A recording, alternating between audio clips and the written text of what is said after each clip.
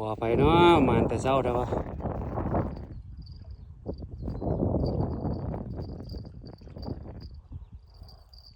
บ่อยากให้เบิ่งหนูป่าอยากให้เบิ่งคนลุ้นป่าพุ่นนะตักป่าในได้เลยมาแต่ละสิบเย่บ่ได้นี่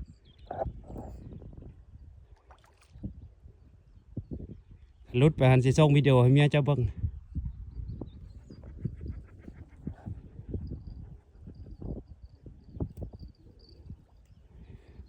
สวิงอย่าติ้งแก้ปลาเข้าหามันโอ้ใจจดใจจ่อ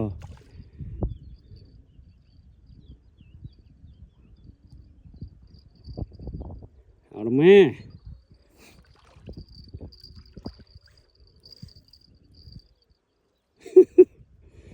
แก้มาเลยมันเงยหัวนั่นน่ะฮะ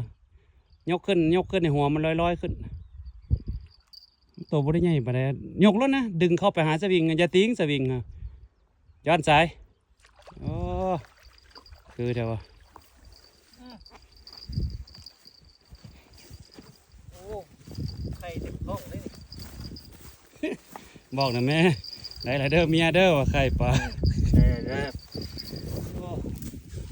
งามอยู่พอดีนาทีครึ่ง